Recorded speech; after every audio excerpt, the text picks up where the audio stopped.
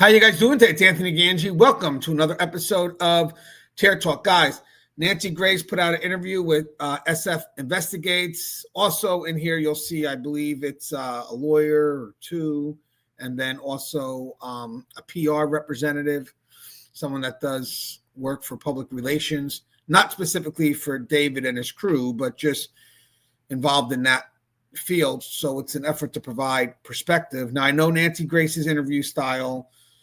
She does tend to kind of get her perspective in and sometimes, unfortunately, not allow someone else to get their full perspective in. But I thought this was actually a pretty good interview or set of interviews, and I would like to see if I could provide some context and put my 2 cents in along the way. So we're going to watch it. I may stop it a few times just to provide some clarity, or what I feel based on my experience and expertise could add some more context. So let's go ahead and play it. Celeste is found dead in the trunk of his Tesla. Her body was in advanced state of decomposure. Who would have a motive to kill her? It's obviously a homicide.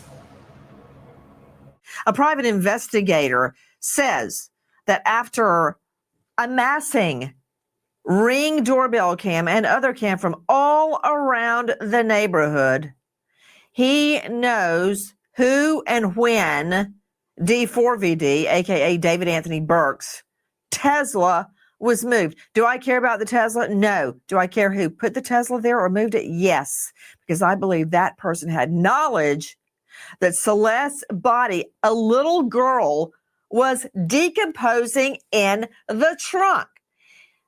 If he knows that, certainly the LAPD knows that. My first concern here is all because there's pressure to release information doesn't mean that the information is ready to be released. I know Nancy wants to get answers. We all want answers. A young girl, what happened to that young girl is just horrible. And we all want answers right away because we want some level of closure for her family, even for us. And that's fair to ask. But things take time. They do. And there could be a lot of reasons why,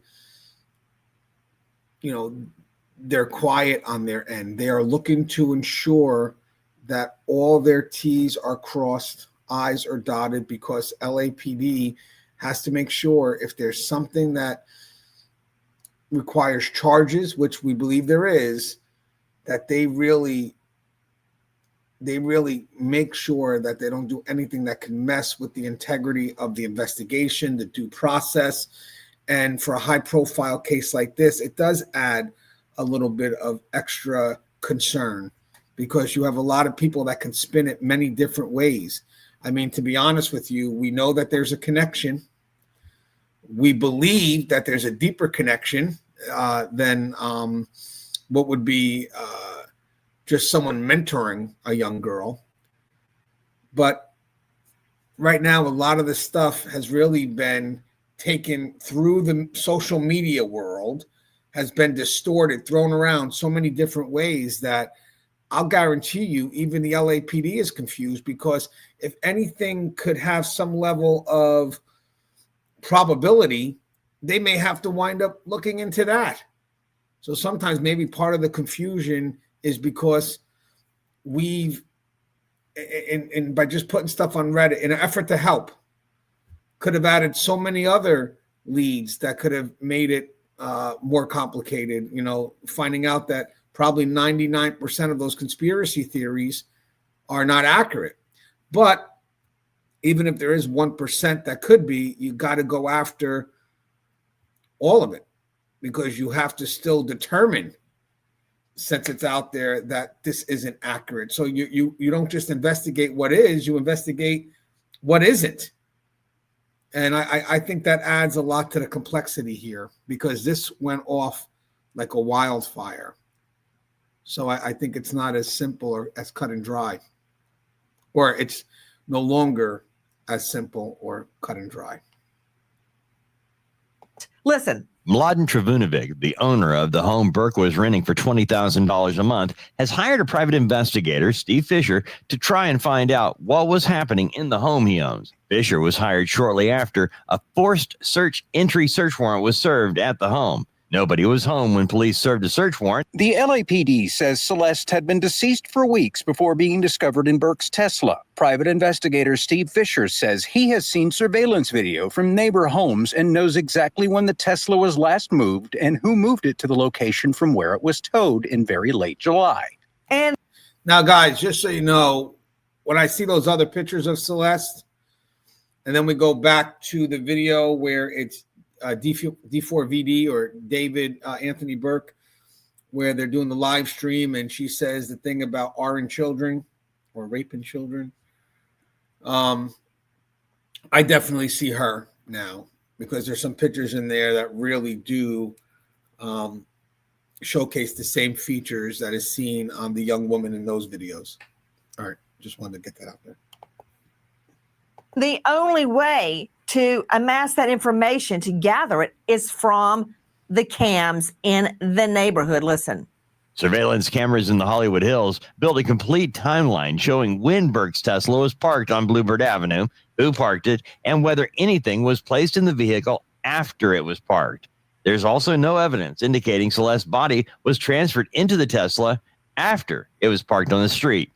And we are learning so much more. For instance, apparently the Tesla on the street was the one that David Anthony Burke, a.k.a. Burke, D4vd, used mostly. But then another Tesla was in his garage, and the Tesla on the street looked like it had been out in the elements. Joining me in All-Star Panel, but first, joining us tonight, the private investigator that says he knows who moved the car and when. Joining me right now, private investigator Steve Fisher. He's been on the case from the very, very beginning, missing persons private investigator, search and rescue specialist, and owner of Search Investigations. He is the one hired by the Hollywood Hills property renter, the leaser, where D4vd David Burke was living. Steve Fisher, first of all, how did you get hired on the case? How did that go down?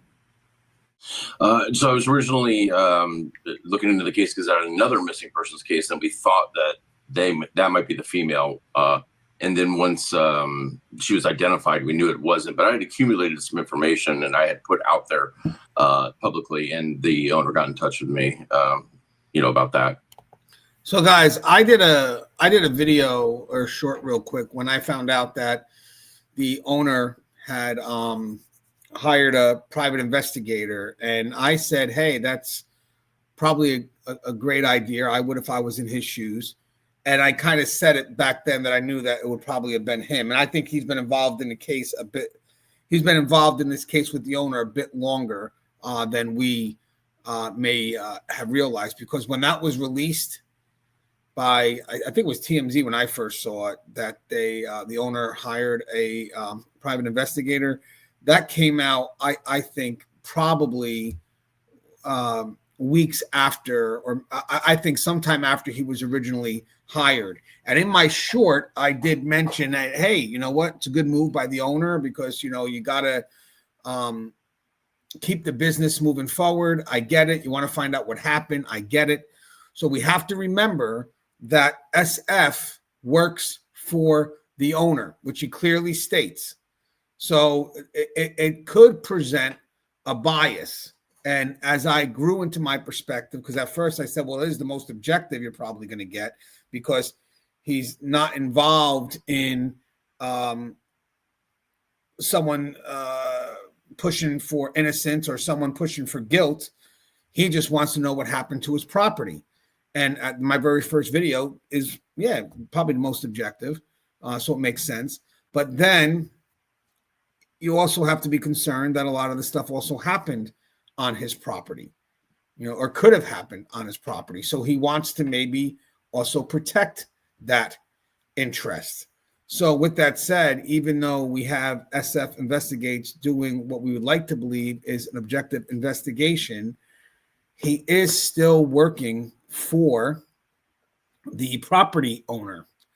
So a lot of the stuff that he collects, if I was on one side or the other, I would say, hey, how do we know that this isn't biased based on what would be in the best interest of the property owner? Because he'll say that, oh, I would give the stuff up to the public and put it out there, but it's owned by the property owner. Well, you shouldn't want to give up anything just yet because there's an active investigation.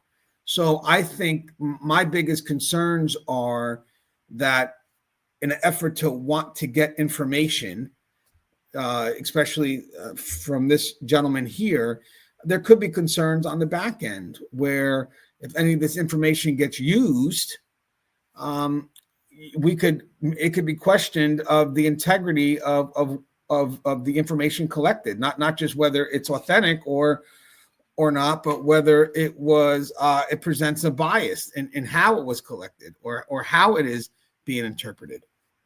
So I just wanted to get that out there. And that's how it evolved. Okay, the owner of the house or the manager, who got in touch with you? The guy that owns the house? The actual owner of the house, him and his wife. Okay. You claim, Steve Fisher, that you know when the car, David Anthony Burke's car, was parked there. That's important to me because I believe her body, Celeste's body, the little girl's body, was already in the vehicle when it was parked. Yeah, no, I agree with you. I think it was too. I'll tell you, it was July 29th, and it was mid-morning, or I should say. And I do know, who it was that moved it right now. Brett saying who that is, but I'll tell you, it's not far. The area they moved it. Okay, put him up. Wasn't far. Put him up. Steve Fisher, have you heard the phrase word salad? It's like yes. All the words jumbled up together. You might find an onion or a tomato. I don't know what you just said. Okay, I know who hired you. I've gotten that far with you. Listen, I'm a JD, not a DDS. But you give me a set of pliers, and I think I could pull your tooth. You've told me who hired you. You told me why you were hired. You were on another missing persons case. You amassed information from that neighborhood. You put it out there. Somebody saw that and hired you on this case. All right. Yeah. You're not hired by D4vd, a.k.a. David. You're not hired by the guy that leased the house. I got that far with you. Let's back it up to right there. And guys, that's also important. I want to mention something. On another show, when he was being interviewed, he mentioned that the owner is still talking at one point to the manager of D4vd or to maybe someone from the record company. So I think that also presents a concern. I think, to be honest with you, the house was handed over too quickly. And it's either because they believe somewhere along the line this wasn't the main issue of concern, but rather this was the drop-off. And they probably know where the concern happened. I think that could be an issue. I think maybe that's the case. That's why they went through it, just to get what they needed. And then right now what he's doing is just putting information out to feed the public, when at the end of the day, LAPD may already know all this. And right now they're just trying to figure out, the other pieces of the puzzle. And even though we kind of established that there's a connection with D4vd and this runaway, and we believe we know what that connection is. I've done videos on that. We don't know if maybe D4vd could be a witness. That's the other concern. There's a fact that he could be a witness, and that's why he's not going out saying anything. That's the other thing. I mean, right now, everybody pins that he has some level of involvement because it's in his car. I mean, the biggest concern we have is we think that the one thing I think that I would start pushing for would be the grooming. I mean, I think that's going to be hard for him to defend against. But when it comes to when it comes to this avenue, either being involved in the death somehow or concealment, he could be a witness. And when you're interviewing somebody, especially witnesses, you're held to that highest level of integrity and confidentiality, because you can't go out there and just start saying stuff that could mess with the investigation. Plus, he would have his own interest. He'd be violating his own interest. So maybe originally he was cooperative, or still is cooperative, because maybe they're trying to get him to flip on the person who did it. Maybe it could be I don't know. Again, just another motive we haven't really looked at, but maybe it could be a girl that, like David, that unfortunately she was getting David's attention and not her. I mean, there could be so many motives, because there could be so many reasons why this girl was a conflict to many. Again, it affected the lifestyle that David provided. So that could be David, that could be everybody in his camp.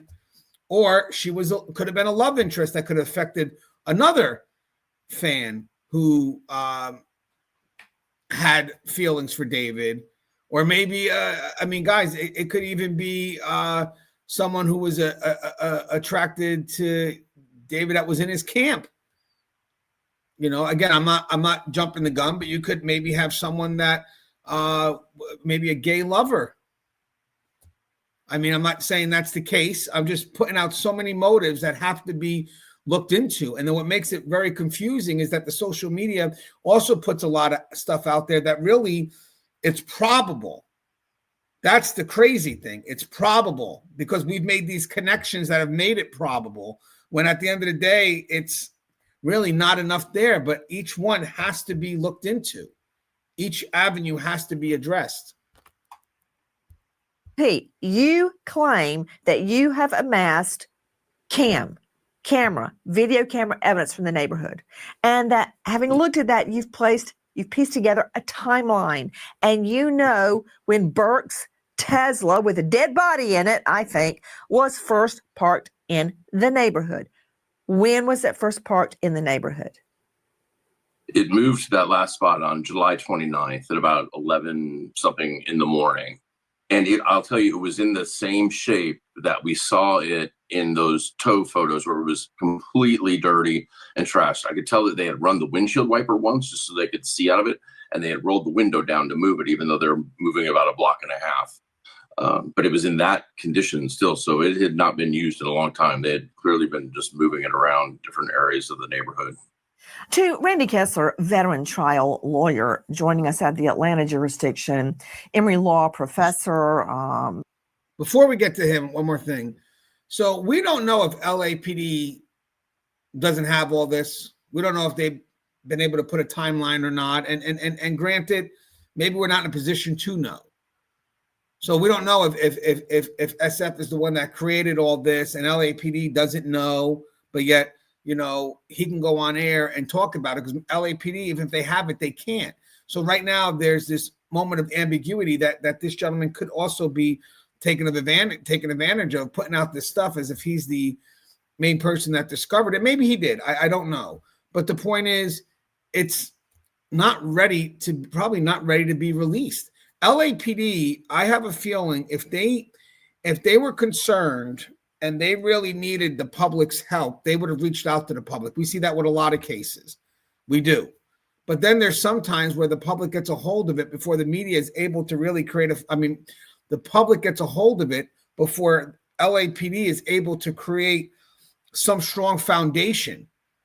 And unfortunately, I think this case went off like a wildfire before the LAPD was able to strengthen or have an anchor to build from, so they can determine which way to go. And I think what happened was, because the public jumped on this immediately because of who this person was, it caused a lot of roads that opened up without a place of origin. So now you got someone like this who has been able to jump on this, and because he knows that there's a gap, LAPD can't answer it, so he's put himself. And then he also has here, and again, it's not an attack, just I got to provide it. SF investigates. I think that's in this picture right here, right? Does he really own those photos? I mean, shouldn't that be of the owner who hired him? Out of curiosity, because he knows these photos are going to get shared. So, I mean, putting your brand on it. And to be honest with you, if we were really helping LAPD, I like how he's going to mention that he would go out with more, but the owner doesn't want him doing that. The owner's trying to work directly with LAPD. Then why is any of this being put out there? If you worked for the homeowner, are you going against the homeowner's wishes and then putting your stamp on the picture? And I don't want people to hate me because, again, I get we all want information, but I'm telling you guys, in the long run, what winds up happening is we get the information we want, but we can't hold anybody accountable because there's too many hands in the pot, including people that are stamping their company logo right on a picture that should be secured by LAPD evidence. So that right there shows you a violation of due process, in my opinion. And guys, I'm just giving an opinion of a concern. That's all. I want what's best for Celeste Rivas Hernandez. And if that means that the police have to be quiet for a certain amount of time so they can get everything together and really piece this together and actually chase everything that's being tossed their way, then we have to wait. Okay, hold on. Former chair of the ABA, American Bar Association Family Law Section, and author of Divorce, Protect Yourself, Your Kids, Your Future. Randy, have you ever had to have a witness, and it could be your witness, declared a hostile witness on the stand? I hate doing that. I don't mind doing it to the other side's witness. I do that all the time. But with my own witness, if I can't get an answer out of them, you ask the judge, I'd like the witness to be declared a hostile witness. What does that mean? I can then cross-examine my own witness. Have you ever done that with your own witness? Yeah, you mean like you were just doing a Steve Fisher? Absolutely. It's sort of fun, yes, right? Because, exactly. When you're direct examining, you're limited. You can only ask open-ended questions. Why did this happen? What happened? But on cross, if you can treat your own witness, the one that you know what they're going to say, as hostile, it's wonderful, because then you can say, isn't it true? And then we get to testify, in essence, right? You get to testify and say, didn't this happen? Didn't it go like this? Isn't this what happened? Because you know the facts you want to get into evidence. That was a yes-no answer, Kessler. I appreciate all yes. that. But have you ever had your own witness declared as a hostile witness? Yes. Amazing. Okay. You do that when the witness is refusing to answer your questions. You think you knew what they were going to do when they get on the stand, and then surprise, they don't. Okay. That in mind, back to private investigator Steve Fisher. Hey, you know what? Also, I'm wondering, when you watch all these interviews with SF, how come the reporters, have they ever asked them, are you able to release this information? I mean, not to the point where they're asking him yes or no so they can get the information they want, but rather, do you have the authority to release this information? Because sometimes they'll say, hey, are you able to release this information? He'll say, yes, I can. I don't think there's an issue, or no, I don't. But I'm talking about, do you actually have the authority to release this information? And can you explain that? Can you explain how an investigation that's led by LAPD, you're able to release stuff to the media without having any concerns or conflict? And also, if the owner of the property is working directly with LAPD, how are you able to release the information that you're getting as his investigator? He owns the findings that he's willing to give right over to LAPD to really push and make sure that, one, it's honest, and you do what's best for the victim and the victim's family. But two, you don't mess with any investigation that they're doing. That's important. I think so.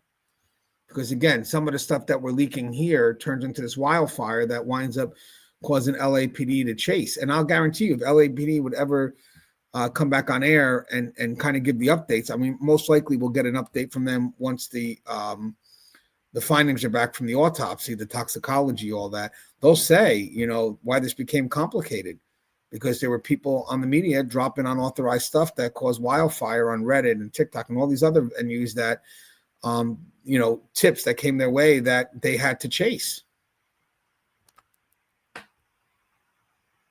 Hired a private investigator, Steve Fisher, to try and find out what. Hold on. Let me fix that. Steve Fisher. I did manage to get some information out of you that I didn't know. That being July 29, 11 a.m., Burke's Tesla was moved to its last location. Is that correct? Correct. Okay. Do you know where it was parked before that? That I don't know, because from the house that it was taken from is a little bit down the hill, but on the same street that the rental house is on. Okay. So you're telling me the Tesla that held Celeste's decomposing body was ultimately left on the same street where he was living? It looked like it was coming from the rental house. I can't say for sure, but there's only a few houses on that street. I guess that's like an off street.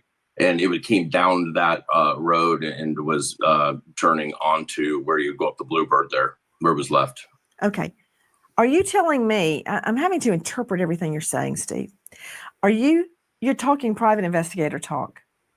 Are you telling me on a video, you can see the Tesla coming from the direction of his house? Yeah, so the road is curved, and so the house that captured that is kind of at the base of the curve. So you can see it coming down the road. You can't see exactly where it started, and you can't see the driveway of the rental house. It stops right before that. The camera angle does. Wow. Okay. Joining me right now, don't move, Steve Fisher. Do not move an inch. PR guru to celebrities like D4vd, David Anthony Burke, Rob Shooter joining us, host of Naughty But Nice podcast, author of an upcoming novel. It Started With a Whisper. Excellent title. And you can find it at robshooter.substack.com. Okay, Shooter. I'm going to go into this in depth later, but other celebrities have actually gone on social media and said, wow, I want Burke D4vd's downloads. In this case, a dead body in your trunk can really hurt your reputation. So what do you make of how D4vd, David Anthony Burke, is going to get out of the fact that Fisher just dropped like a bomb?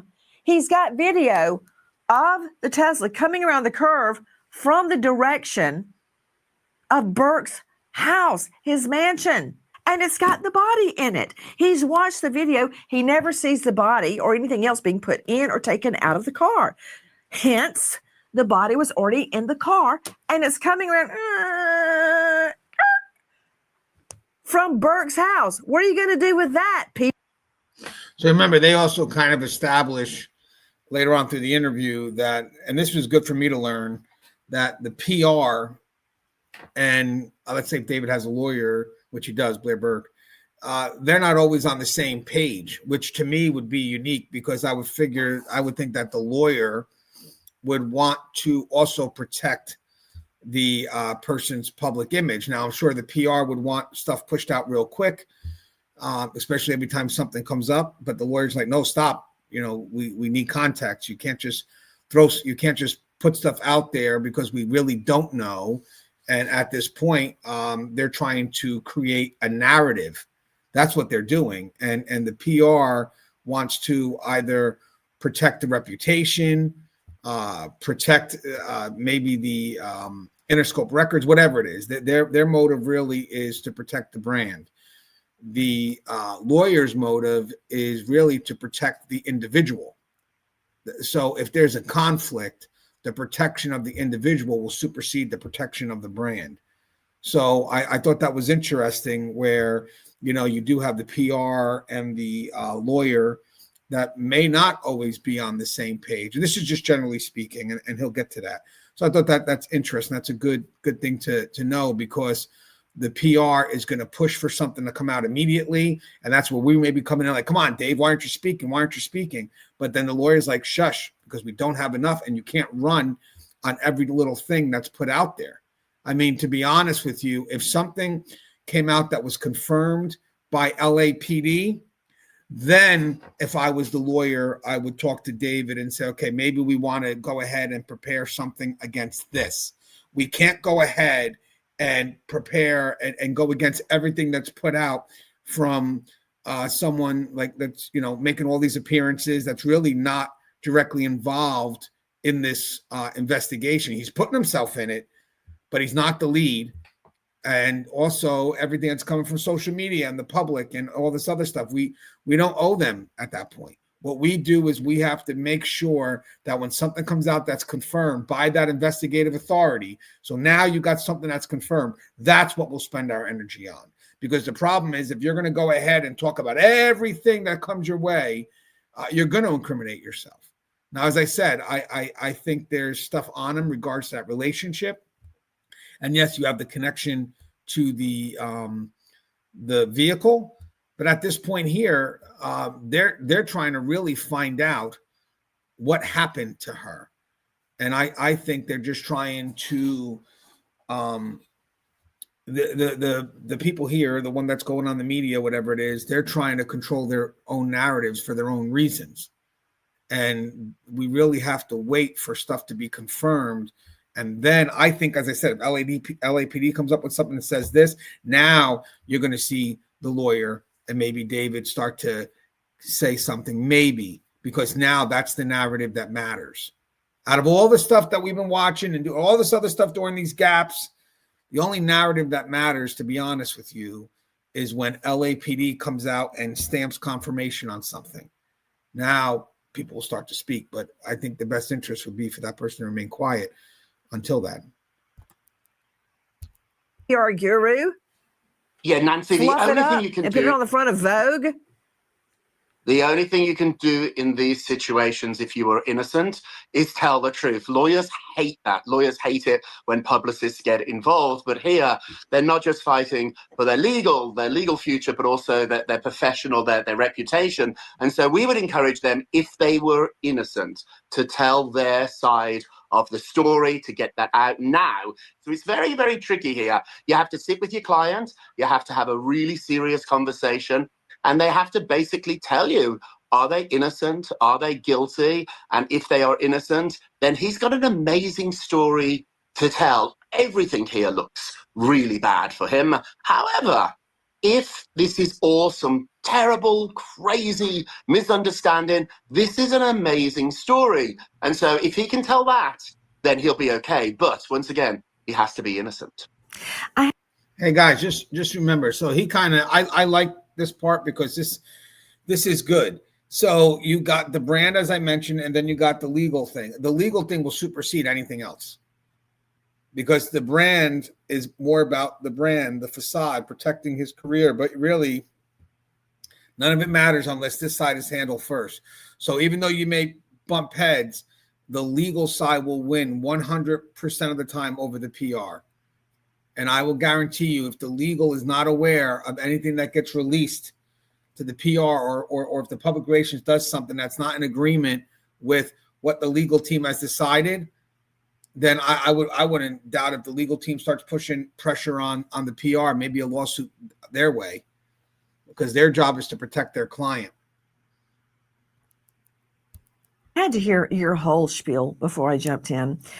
Some, quote, terrible misunderstanding. Control room, can you show me a photo of this little girl, Celeste?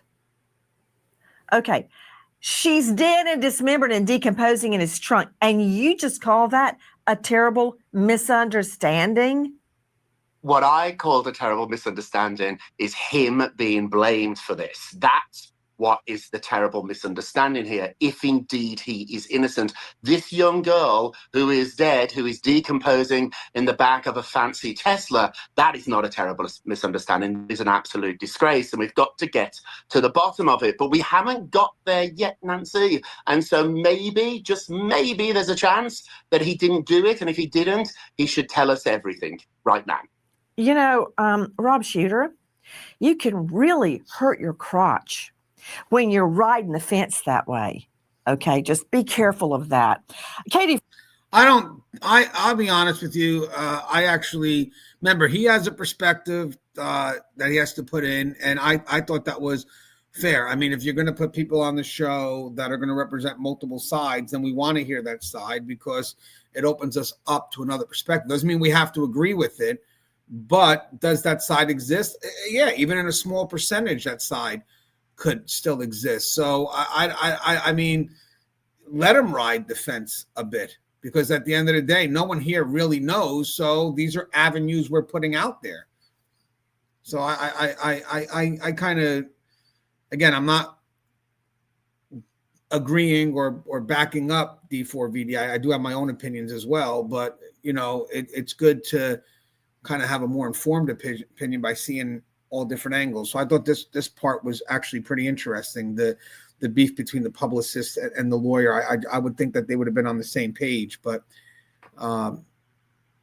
because remember, the lawyer tries to control that narrative, and part of that would be through PR. But it's funny how it made sense that PR wants to release things quicker, because right now they want to save that brand, and the lawyer's like, slow it down. But if you look at it, the public, the pressure, it is about the brand.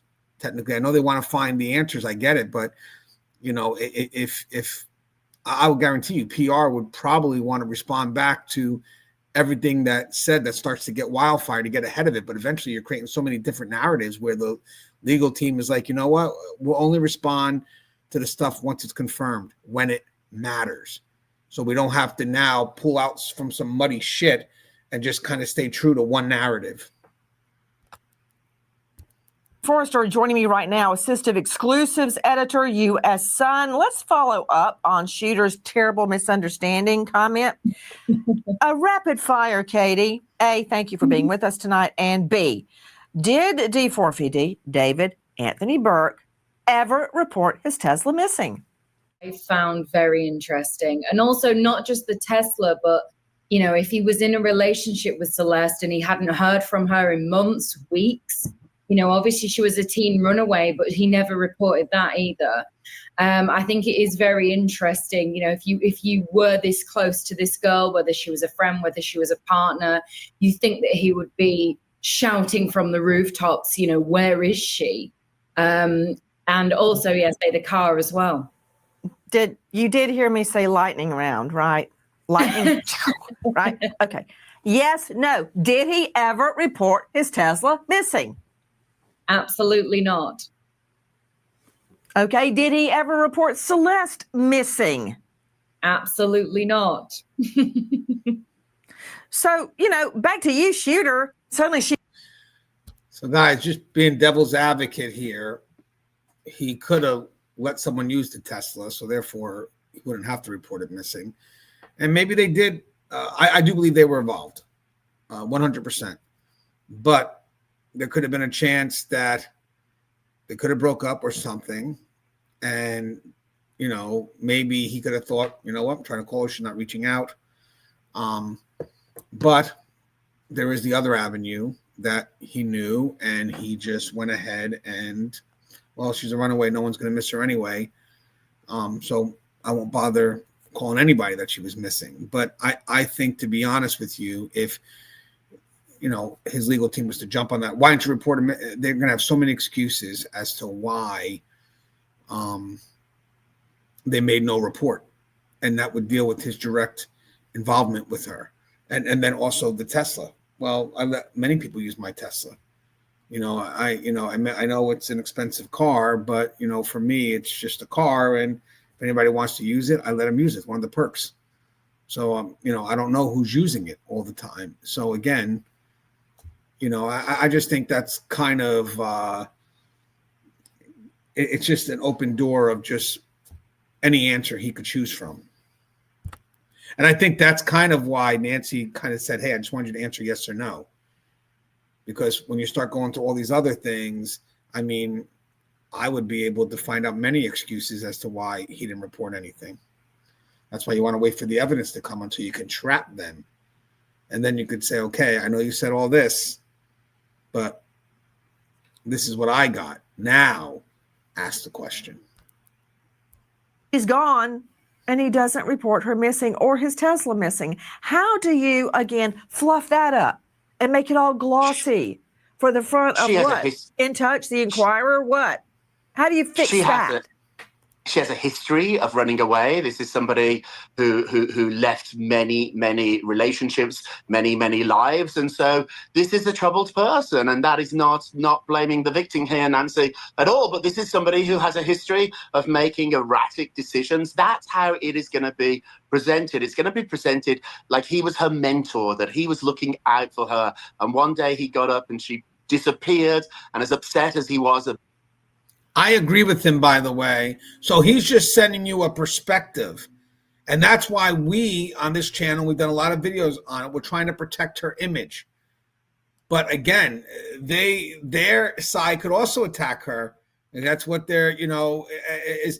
When I saw TMZ switching the narrative and changing it to she being a runaway or her family's at fault, I knew this could all go into the hands of the defense as well. So even if they were to come and say, why don't you report it missing or her missing? Why don't you report her missing? Well, because as you know, she's a runaway. As you know, all these other concerns about her. So it's like you're giving them a chance to defend. So now all this guy is saying is that they could push that.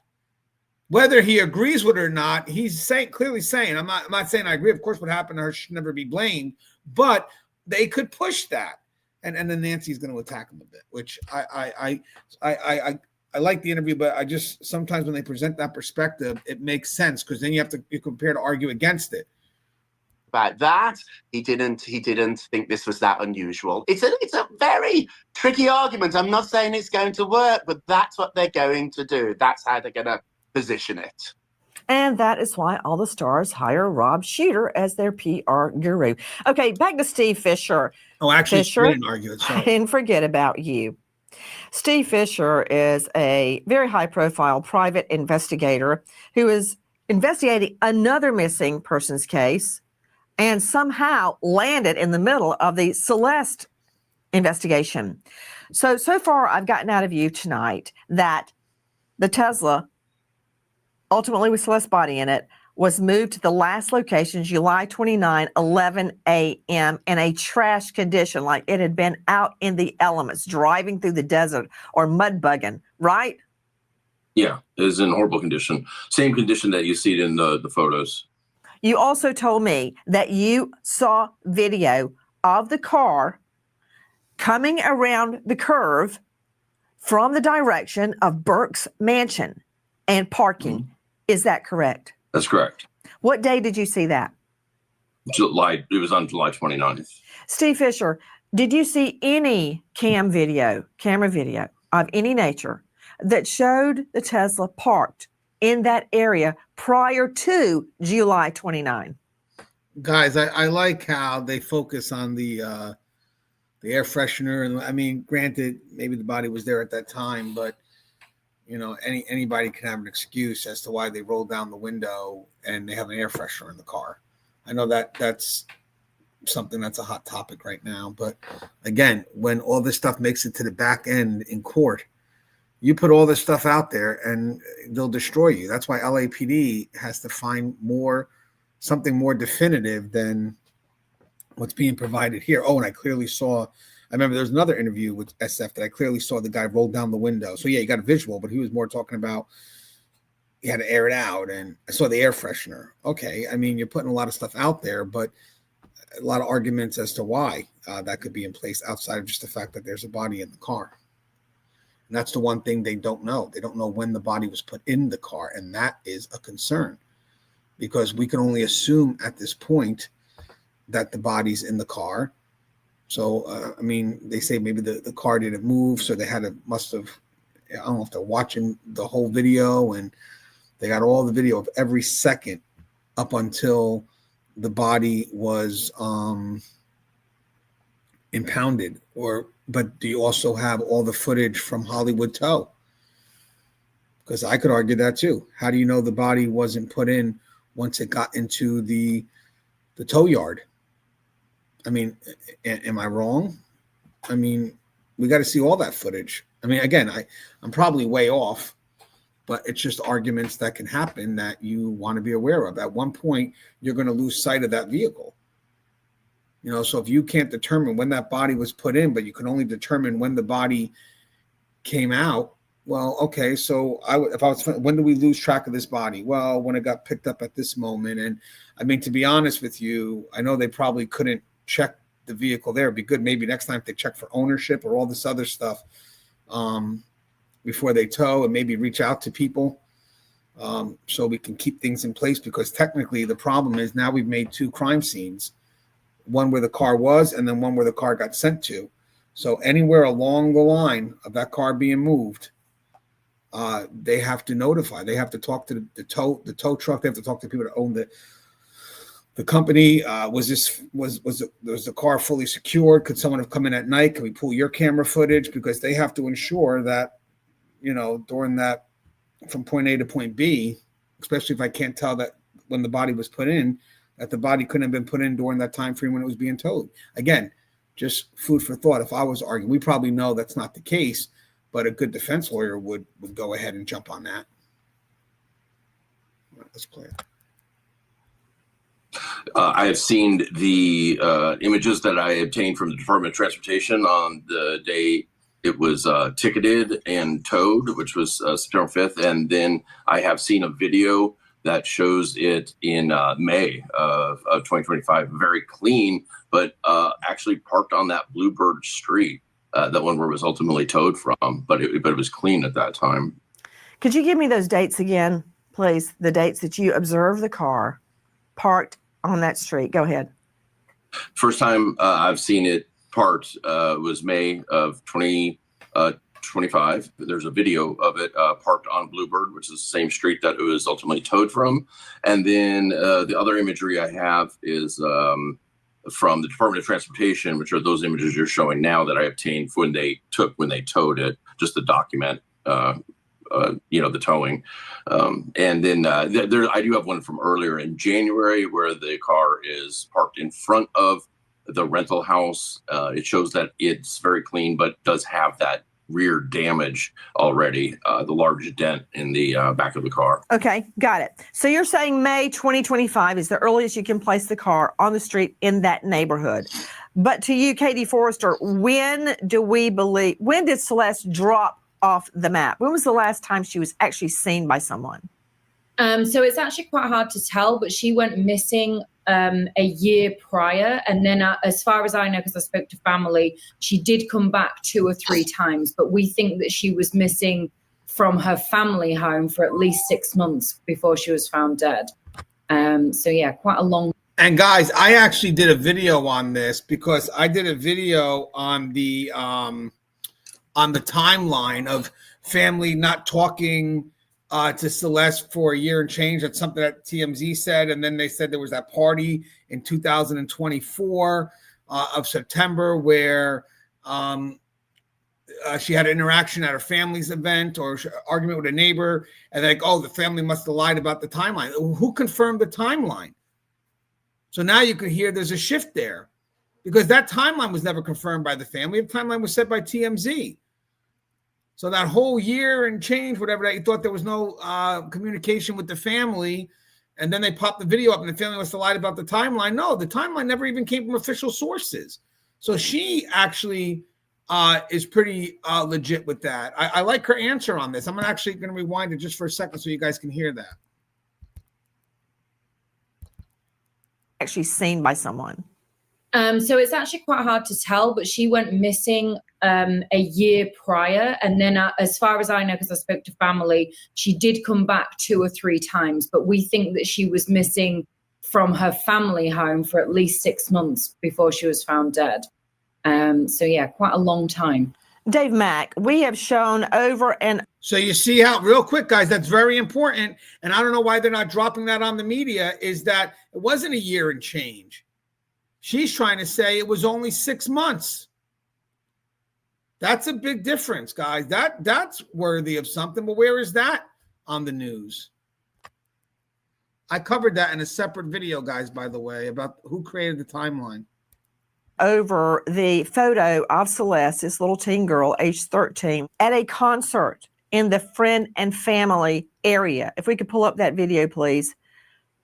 As I recall, that was August the 4th. Is that correct?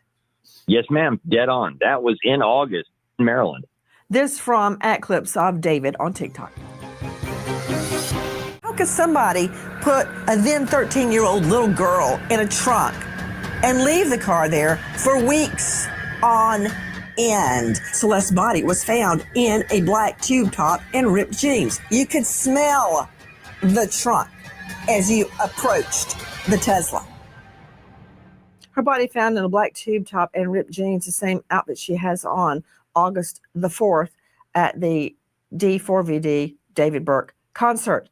So I'm trying to narrow down the timeline, Fisher. That's what I'm doing here. Now, I'd like to understand, you saw a person emerge from the Tesla. I assume that was July 29 at 11 a.m. You saw a person get out of the Tesla. No, I didn't see them get out of the Tesla. They drove by when they drove by the camera in the Tesla, I could tell who it was, but then they're too far out of range, when they hit the parking spot. So I can identify the person from when they drove within 4 or 5 feet of the camera. Wow, that's even much better. So you're telling me it's not the person getting in or out of the Tesla. They drive by a cam, and that's July 29, correct? Correct. And you get a face shot. Is that correct? A face shot, and because the Tesla is so, it has so many windows, the upper body, and they're wearing something very distinctive. So let me ask you this, Steve Fisher. Are you familiar with all of the people that work with and for Burke? You know what they look like? See, so now this is where I think I kind of mentioned, just in case, want to try to be objective. Maybe it wasn't David who is involved in any part of this death, even though it's his vehicle. I still think you got the grooming, but maybe he's being looked at because he could be a witness and could identify people. Again, could be a scenario. I don't know. I don't think it's a good idea for this information to come out just quick. I really don't. Because if the LAPD was quietly looking at somebody and trying to build a case, it makes it now harder for them to build the case, because now the people that feel that they're going to be targeted, the ones that know they were in that vehicle, can come up with alibis and stories, and it really messes with the integrity of the case. And it looks like everybody was pushing towards the kid anyway because of the jersey he was wearing. I don't know if that was Neo-Asian or New Age, whatever one of his friends, but I think this is where, if I was LAPD, I could be upset. I could be, because, hey, I know we got some names, but it's funny because I have a feeling LAPD knows this and is not releasing it. SF may have figured it out, even if he's on the right track and he's releasing it, but it's under the guise of the LAPD doesn't know. It's not. It's LAPD is not releasing information. Doesn't mean they don't know. It's just that they're not releasing information. So now everybody's looking at it as he uncovered, SF uncovered. No, it's just he's releasing it because he's in a spot really where anybody could uncover it. Yeah, let me work for the homeowner and see what information I can get. But I wouldn't be as open as this. And I know, don't get mad at me, but I know the problem of just being open too quick and where that ends up when it gets challenged in the court system. I do now. I didn't, at that time, but the main players I've certainly become very familiar with. There's a lot of photos of them. We came into a lot of media of them that was left at the house. Steve Fisher, why won't you divulge who was driving the Tesla, ostensibly with Celeste's body in the trunk? Well, I'll tell you, I would like to. I'll be honest with you, but by statute, I cannot unless I have my client's permission. That's just something, a regulation that I'm bound by. And right now, I don't. By the way, I don't think that's. I looked that up.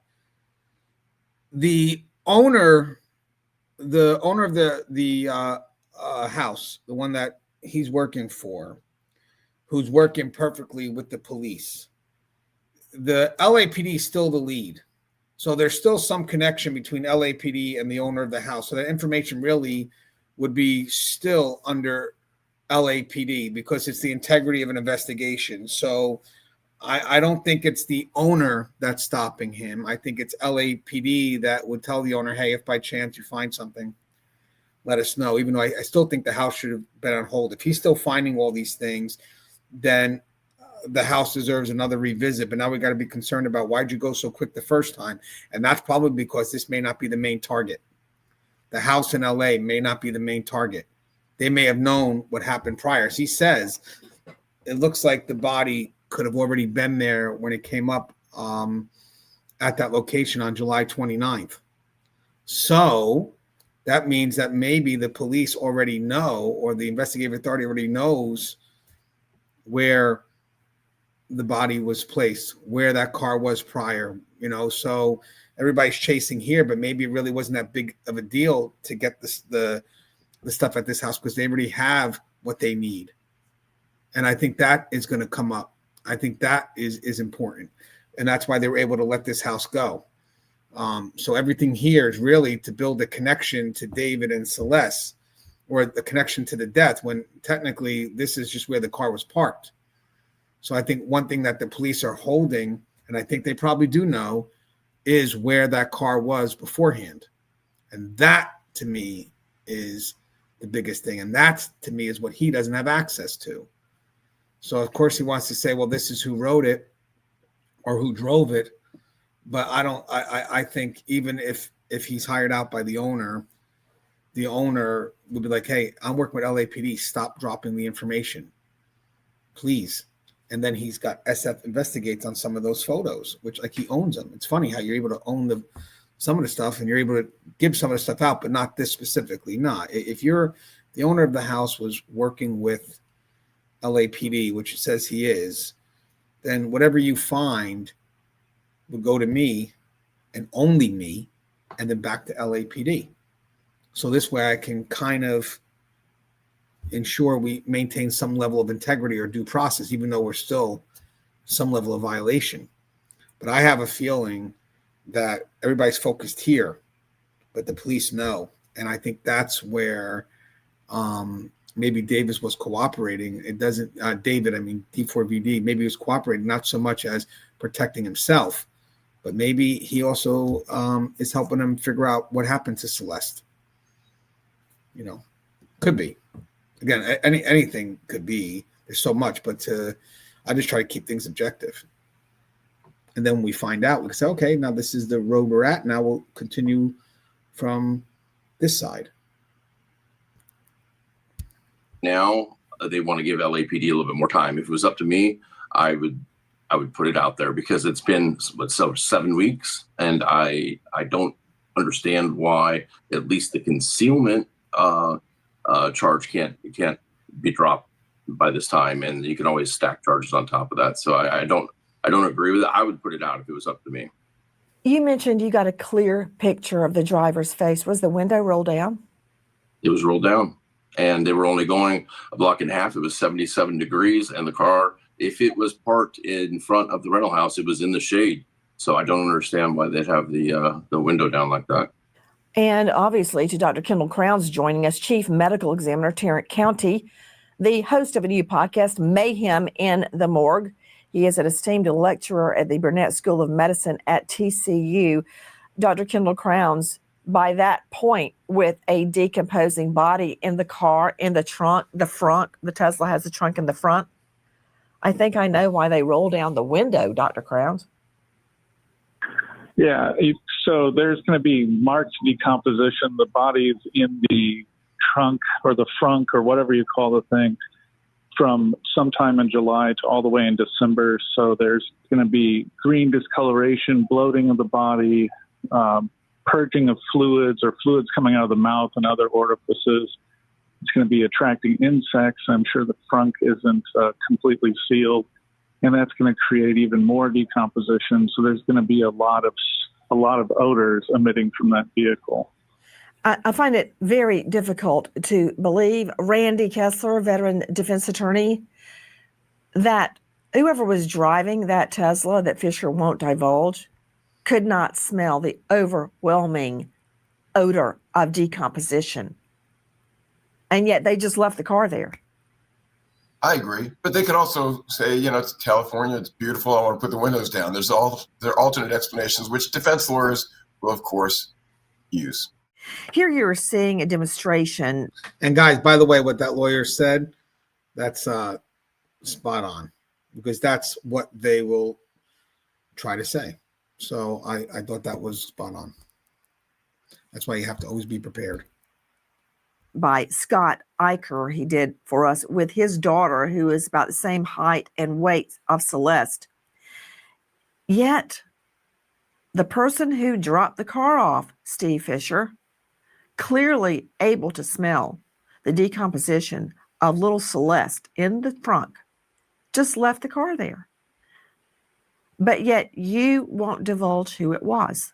I think we're getting very close. I'm hoping they want to give, my client wants to give LAPD a little bit more time, and I have to go by that. If it was up to, I'm very much a person where I put information out there, and that bothers me. My client wants to give LAPD more time. It makes it sound like that he's found all these answers, and that LAPD is incompetent. That's how I see it, and I don't think that's the case. I think they're quiet, because if it was this much of a find and it really mattered so much, they would be all over that house. The prosecutor would say, "Hey, get back that house, secure it. Tell Steve thanks for his help. Tell the client, hey, we're gonna have to take your house." If it's that important, because if they're still discovering stuff that truly was relevant, then they'd be all over the house moment something they felt was missed. Again, I have a feeling it's what's happening beforehand. It's everything that happened before July. That's what they need right there. To try and get people to get nervous and make statements and stuff. So if it was up to me, it would be out there. It's just not my decision 100%, but I Well, Steve, let me ask you another question. I understand. And by the way, when he says it was up to him, it'd be out there. As an investigator, where is protecting the integrity of the case? I get you want to help and give people the know, but sometimes the know's not, the know, KNOW, it's not ready to be released.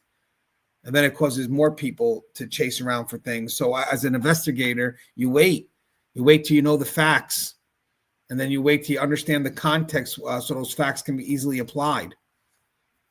So again, I just think, again, it's not an attack, but I think the silence from LAPD is because they're figuring it out. They have what they need, but now it's a matter of preparing for whatever challenges could come ahead. And maybe, as I said, the charge is not there yet, because right now it's still a matter of identifying who's the one that's actually responsible for the death, if anyone. And then after that would be the concealment. And you're not telling me. Fine. Steve, Yeah. Have Celeste's family called you, or has D4vd David Burke called you and said, who parked the car with her body in it? Who? Have they called and asked? No, nobody has. And I'm kind of surprised by that. I would love to talk to Celeste's family about this. And even the person that, listen, I've gotten zero calls from anybody on David's side or left side. And that's, guys, probably because, one, you're not entitled to get any of the phone calls. Sorry, not to be an ass, but it's true. Second is maybe the family does have information, but they're told to be quiet. And maybe David kind of knows because he was cooperative. So he probably lets, so they don't need you to figure it out because it's already been figured out. And if they're not in the know, it's because they've been told to hold off. We'll get to you, and we'll just give us a second, and we'll explain why, what we're working on. That's why the family is not here on the side chasing for answers and doing all this stuff, because right now they have a little trust in the investigation. So maybe the LAPD is talking to the family, keeping them abreast. Doesn't mean that they have to tell us. So again, I don't see the family coming on having concerns with how things are running, but I don't see them chasing for or feeling. I mean, things could always happen later on, but if the family could sit back, who are the ones most affected, and wait then that's what we all should be doing. I mean, if I was the family and this guy released something that no one was ready for, then I would be upset with that. So you're not helping anybody here now at this point. Randy Kessler joining us, defense attorney out of Atlanta. Randy Kessler, wouldn't he call Steve Fisher and go, you got that video? Who was driving my car with Celeste's body in it? Tell me, don't you think he would want to know? I think it's the exact opposite of what Rob Shooter told you, which is, tell your innocence, try to figure it out if you're innocent. Lawyers are telling him, don't do anything. Make them prove their case. Whatever the situation is, even if you care about this girl and you love her and you want to make sure. What case? Talk. What make the LAPD prove what case? The potential case that they're going to prove, or they're going to indict, or they're going to charge, or they're going to arrest David, or they're going to try to make it seem that he's anything this entertainer says or anything anyone on his behalf says is going to be used against him. Right now, he's in a world of trouble, reputation-wise, maybe freedom-wise. I think he's doing what he's supposed to do, which is just not say. Kessler, I find that very misleading. What's misleading? I find it misleading. Oh, how many times have you heard a lawyer say, I don't care how innocent you are, you don't say a word, because saying something might make it worse than it is right now. Right now, they don't have enough to prosecute him. That's not what I'm talking about. But wait, I just want to add something here. And I like her interview here, but he's not a confirmed source. Why am I going to waste energy or I don't know, go into some tangent when it's not a confirmed source? So why would I want to call SF or why would I want to do that? Why would I tell, if I was the defense team, why would I say, hey, we got to go on? I said, no, he's not a confirmed source. He could create whatever narrative he's want. I'm not challenging his narrative. I'm challenging whatever gets confirmed by the lead authority. At that point, that's all I care about. Everybody else is hearsay. So even if they were to present all this evidence, did it go through the lead? And then we could talk about the due process and the collection of it. But at this point here, why? So someone go on TV later on and say, hey, by the way, Dave called me and had questions about all this. No, why would I want to do that? Because even if I was Dave, and again, I'm not defending him because you guys already see my other videos, but I'm playing devil's advocate here. Why would I want to give the opportunity for people to think that I'm trying to cover it up by getting ahead of it? Well, of course I take the phone call. No, yeah, but why would he want to do that? Because even if he had interest, it would make it look like he is the one that's trying to cover it up. Where technically, if that's the case, then I would want LAPD. I'd be calling LAPD. Did you talk to this guy, find out what information he has? If I'm cooperating with you, I just found this guy. He says he has information. Have we spoken to him? Oh yeah, we already know what he's got already. So let him take the airwaves, whatever it is. He's going in this direction. But now we've got our course. So while he goes this way, we'll stay on the course. And if I was the family, hey, this guy said something, I'm not going to call him directly. Who's he? I don't see a reason to call him directly. I'm sorry. And I know there's a lot of people that follow him, but, I got to protect the integrity of this case. Okay. I'm talking about this. He didn't have to do it. He could have his lawyer do it. That's not going to come into evidence. You cannot put Fisher up on the stand and say, what did the lawyer say to you? That's hearsay, and there's no exception. I don't want any more interaction. So why not have his lawyer call and say, hey, who was driving his car? Because it creates a conversation. It creates innuendo. It creates implications. It creates connection. I love you, Hail Mary. Did you play football? Because he absolutely can have his lawyer call and say, who was driving my car? Why? That would not come into evidence unless David said it himself. Why? Why even start the conversation? Why not wait until they're going to come out and they're going to say? I can tell you this much. Now, guys, remember, he's speaking. We're being objective here. So think about this. If you were involved in this, would you want to just call everyone and just start challenging everything from everywhere? It would be foolish to do that. It would be just try to get to the narrative that you have to be concerned about, which would be coming from the confirmed investigative authority. My husband was decomposing in somebody's trunk. I would be jumping on their chest until I found out who drove the car there. Right. Unless you were under suspicion. But if you were under suspicion and possibly going to be charged with crime, I would tell you not to do it. Because I guarantee you, I'm not going to kill him. And also, just again, even if you were the family maybe listen. I know you want to get answers, but be careful where you go. You don't want to do anything that could mess with holding people accountable. It may take a while to get these answers. I get it, but we're working on it. But at the end of the day, while we're working on getting you answers, we're also working on making sure that when we get those answers, we can hold people accountable. That's the key. And sometimes that's where the biggest delay is. The biggest delay is to kind of get through the rights of things so you can really start getting to the meaning of what happened. But you also have to make sure everything you do on the front end is covered on the back end. So even if, of course I want to know what happened to my loved one. Of course I want to know. But I also want people to be held responsible for what happened to my loved one. So if I have to wait for that answer, then I'm going to wait because I have a trust in the leading authority. So they may not be giving answers to the public, but that does not mean that they don't know what's going on or because this person's quick to come on and give out the answers and put himself in the center of it all. He shouldn't be in the center of it all. At the end of the day, because as much as she said, we should be calling it. No, he's not the main person. He could say whatever he wants. He could fill in the air.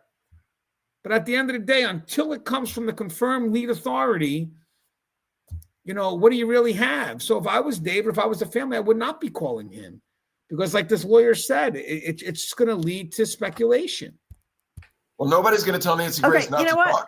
You're talking crazy talk right now. I got to have a strength. Dr. Delatorre with me, Dr. John Delatorre, psychologist, mediator, specializing in forensic psychology.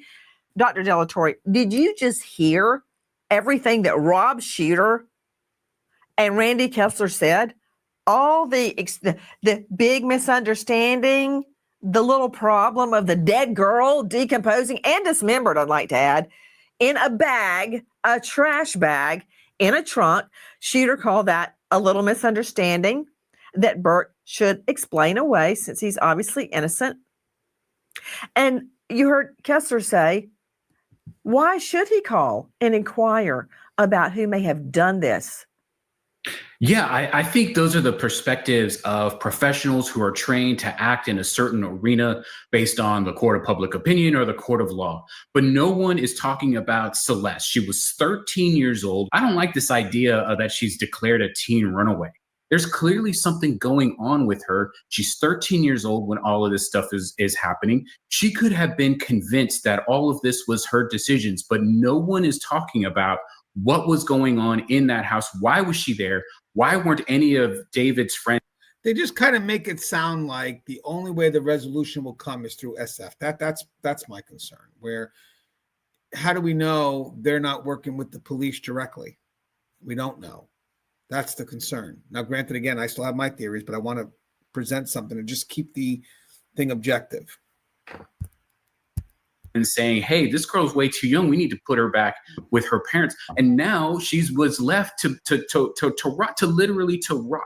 That's what she was left to do because that's how little all of these people thought about her. The Tesla owned by Burke had been his daily driver for a long time, regularly getting the car cleaned inside and out. However, when the Tesla was towed, it was dirty with body damage. P.I. Fisher says it looked like the car had been off-road in the desert without wheel wells, beat up, and a huge dent in the back. While his former daily drive sits dirty by the curb for weeks, Burke keeps a clean red Tesla in the garage. Reminder, D4vd, a.k.a. David Anthony Burke, is innocent. He hasn't been charged with anything.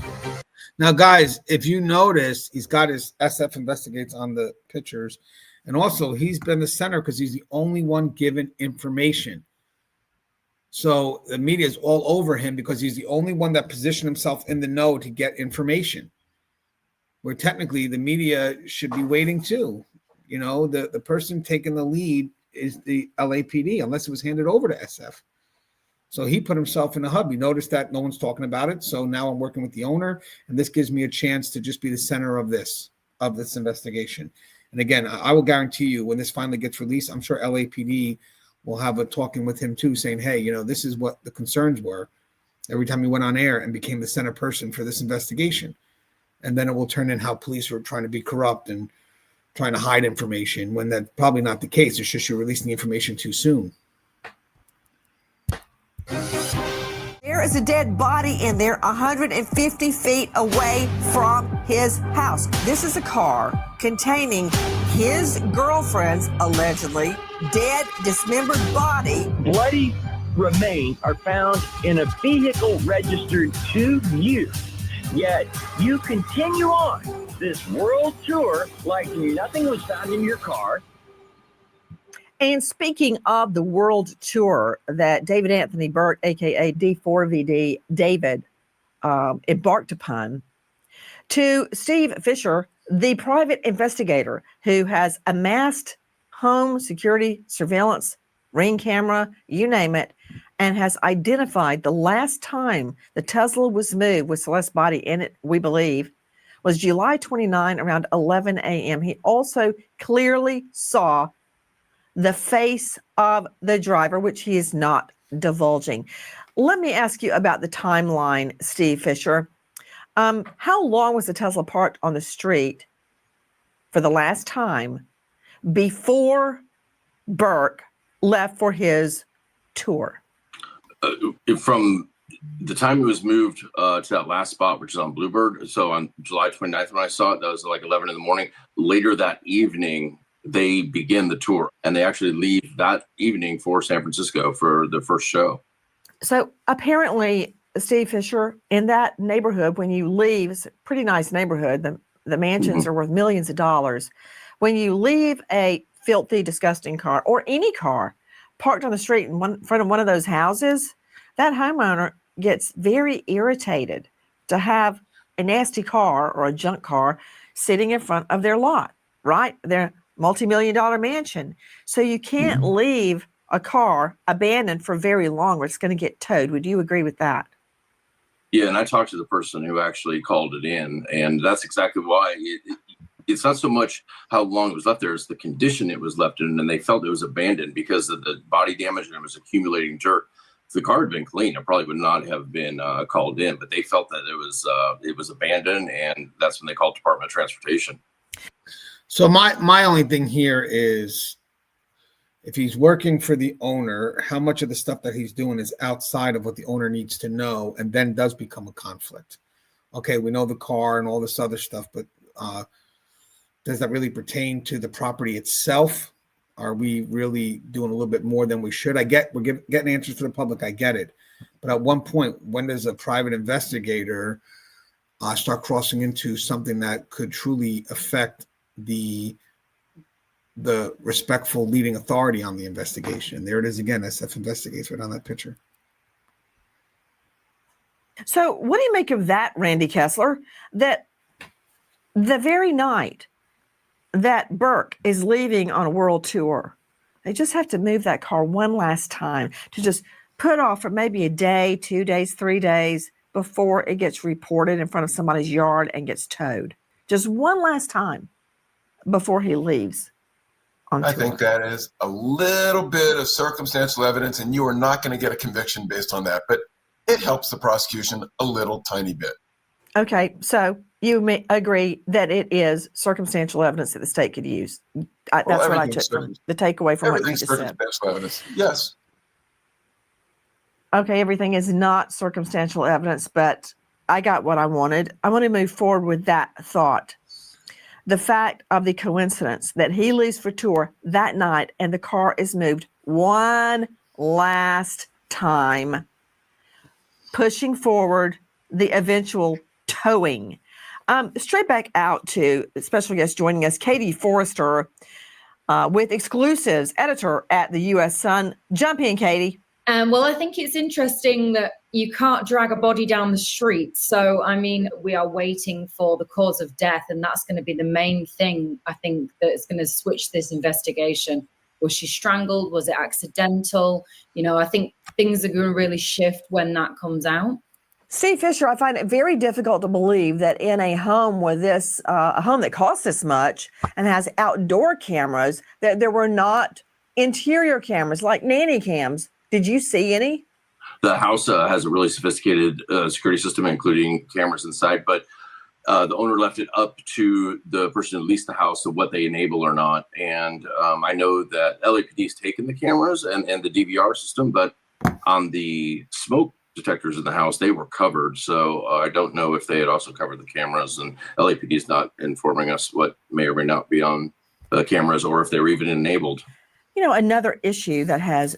And by the way, that's important because then they could see the activity in the house. So it's good that if there is something there, LAPD is holding that to the chest right now, because that could be something that determines that either it was something was in the house that was done or it wasn't in the house that was done. So maybe that could be important. And most likely, as I said, they probably covered the smoke detectors because they could have been smoking up. That could be a thing. We talked about overdose.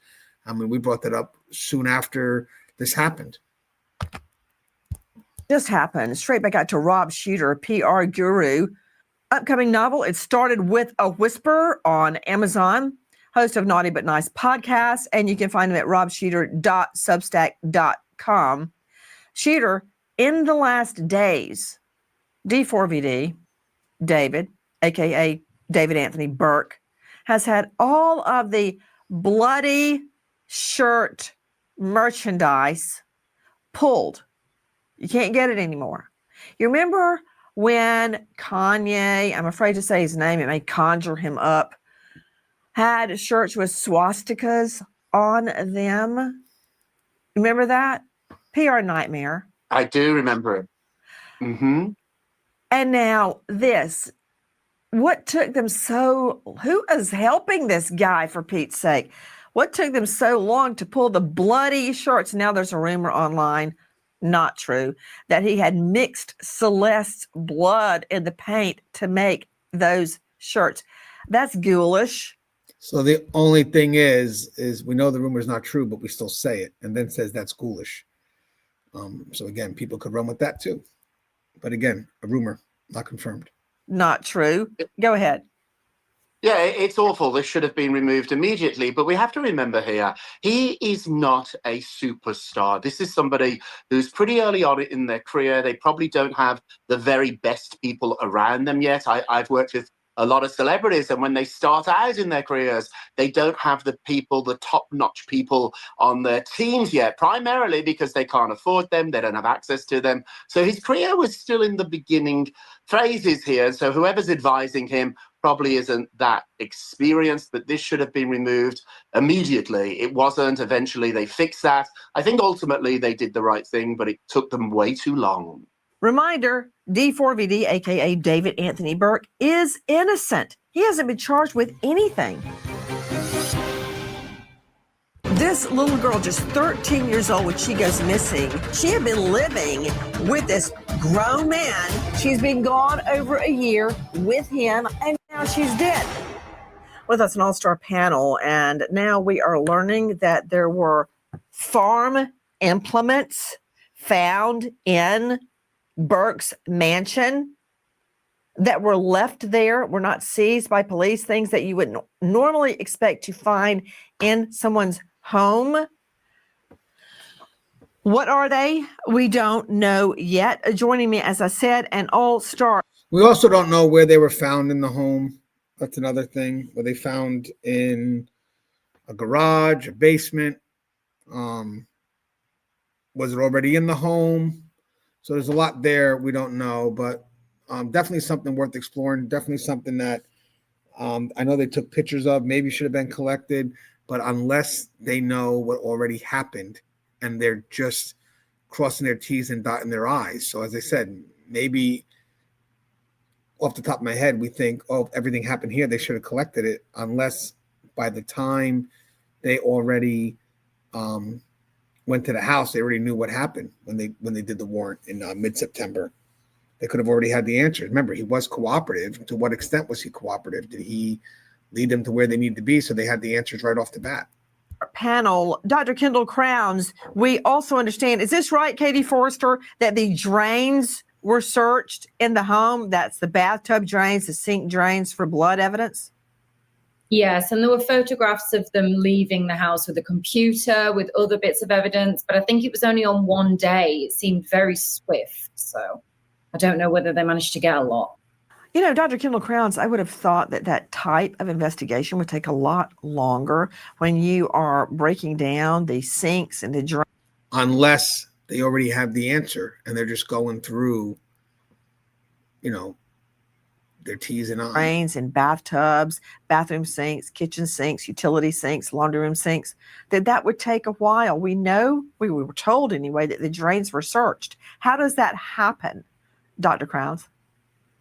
So they can disassemble the bathroom sinks, as you were saying, or the kitchen sinks, pulling out the piping, and then they can pull out the drain plugs in the bathtubs or showers and look down in them with flashlights and things of that nature. And usually good investigators can be very efficient and quick at doing these things, so it probably didn't take them a lot of time. Okay, I don't know about you, Dr. Crowns, but I would like to go to a scene and just sit there and drink it in before I started searching. It would take me a very long time to process a scene, even in my own mind, much less for evidence. But if you say so. Rob Shooter joining us, PR guru to the stars, author of It Started With a Whisper on Amazon. Shooter, that's the last thing you need, or to have CSI taking the drains out of your bathtub. That's not a good look. But that said, between the drains being searched, this video being amassed, you still don't think David Burke should say anything? Not even, I'm so sorry that Celeste has gone on to heaven, I miss her. Nothing? Absolutely, yes. Every publicist that works with a star that gets in trouble wants them to sit down and tell their side of the story. However, lawyers really get involved here and say, absolutely not. And again, if you're a defense team, you would probably understand why the lawyer would be hesitant about that, because anything could lead to what they could interpret as an admission. Because I'm sorry for what happened to her. Oh, did you admit something? Did you admit by saying that? So it makes sense for the lawyer to want to do one thing, and then the PR to want to do another things. They got to protect the brand, where the lawyer protects the person. Always a fight within the celebrity circle between the lawyers and the publicists. I think absolutely there should be a statement. There should be an interview. If you're innocent, you're going to want to tell your side of the story. However, you also too want to make sure anything you say doesn't get used against you. And so lawyers are going to be telling him not to do anything. At the moment, they're going to let the evidence speak, and that's certainly painting a really, really bad story. And so we also have to remember too, Nancy, friends of mine who own Teslas, they're some of the most sophisticated cars in the world. They have computers within those cars which tell you precisely where that car has been over the last several months. So it's not just inside the house, it's what's happening in the computer of that car that's going to really tie this case together. If that USB is still, if the stick is still in the car, it can be taken out, which is a big question to me. The Tesla, the sophistication of their security in the Tesla is amazing, but that USB stick can be taken out that records all of that.